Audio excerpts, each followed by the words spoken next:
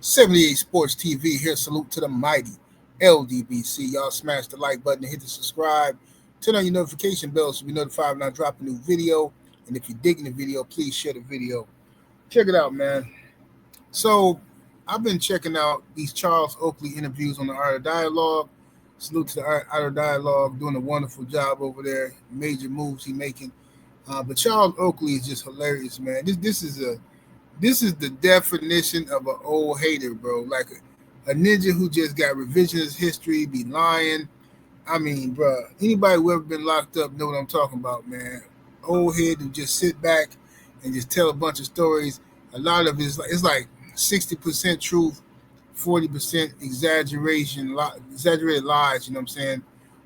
It's just Charles Oakley is known for being a tough guy when he played in the NBA. He's also known for being Michael Jordan's bodyguard, bulldog. You know what I'm saying?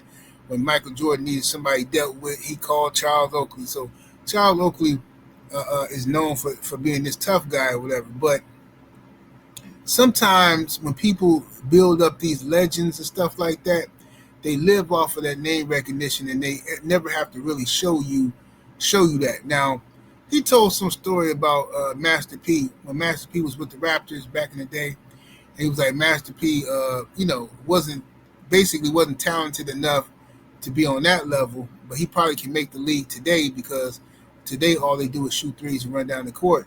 He said Master P didn't have, no defense or nothing. Now he didn't really diss Master P. He was giving his opinion, which is, that's fine. That's his opinion. He didn't really like slander Master P or nothing. He said Master P didn't have no defense, and he was just a spot up shooter and stuff. He didn't have no handles, right? And he don't think Master P, should have been could be in the NBA level or something like that, right? But I'm gonna tell you this little story that I heard way back in the day, and though some of y'all remember this story, now I heard this in the streets way back in the day. This wasn't no ESPN. This was word of mouth in the streets, or maybe I don't know. Maybe it did. Maybe it was in one of the magazines or something. I forgot where I heard it, but I know for sure it was in the streets. But so y'all probably remember this story. Tell me if it sounds familiar. When Master P was with the Toronto Raptors, Charles Oakley allegedly, it's a word on the street now, Charles Oakley didn't like the fact that the team was jocking Master P. The team was like, oh man, I'm a big fan, and Charles Oakley, man, you a rookie. You a rook. Hey, go, I need you to run over here, go get this errands, you know what I'm saying? Go do this and do that.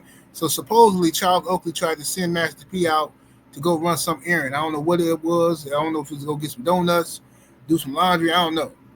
But they say Master P G-checked Charles Oakley in front of the whole team, supposedly, and told him, like, nah, bro, this ain't that kind of party. You know what I'm saying? So ever since then, Charles Oakley was like, okay, he backed down after Master P, and supposedly Charles Oakley had respect for Master P for standing up to him. All right? That's what I heard happen, but that's way back then. Also, Charles Oakley, who got this reputation from being the big boss man, the big bully, now he tells this story on the Art of Dialogue about Isaiah Thomas.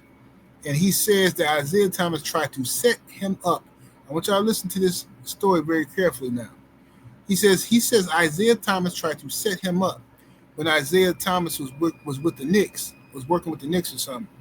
He says that he was in the airport walking, and he see Isaiah, and Isaiah approached him, right? Isaiah Thomas approached him and said something to the effect, man, you got something to say to me? Let's deal with this now.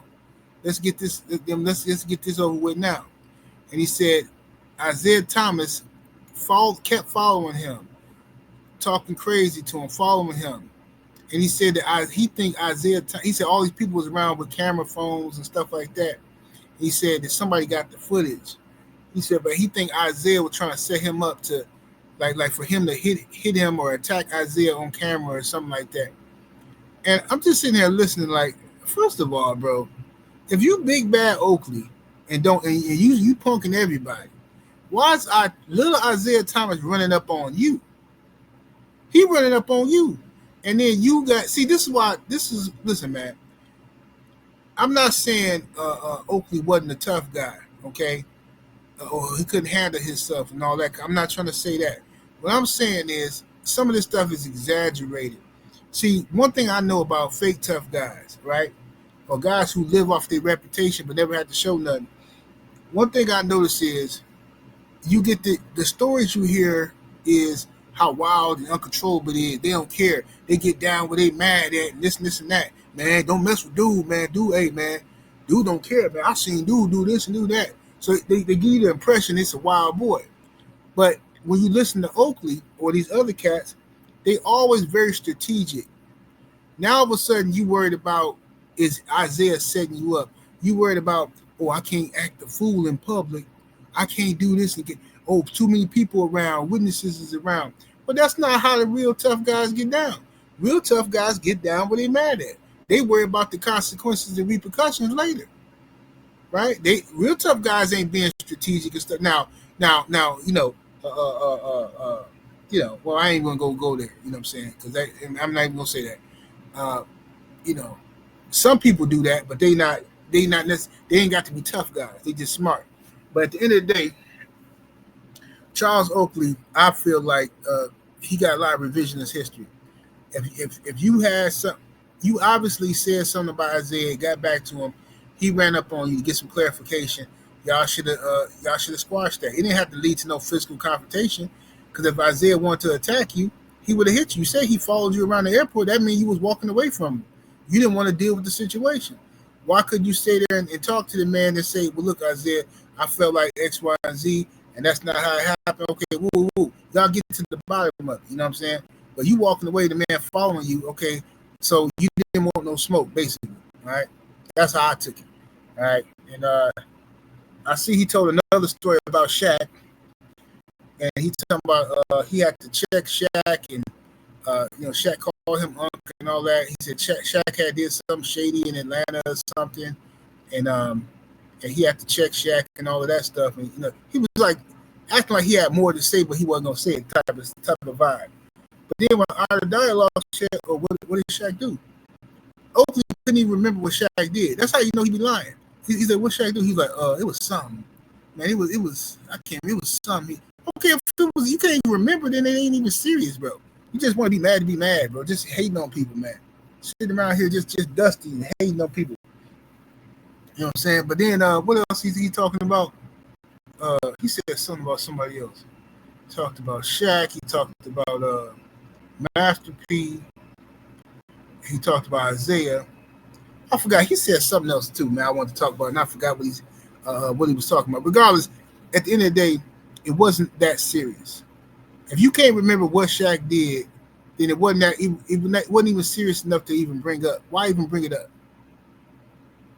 That's what he was talking about. Judge Mathis. So he talking about Judge Mathis, right? So he said he was at some club or something or whatever, and some chicks came over. With some chicks, I don't know. I guess he trying to say Judge Mathis now was like buying drinks for the girls or whatever, and then when he found out the girls was with them, the NBA players, Judge Mathis came over and tried to check them and told them, they wanted to pay for this and this and that, and he almost got into it with Judge Mathis. I'm like, listen, bro.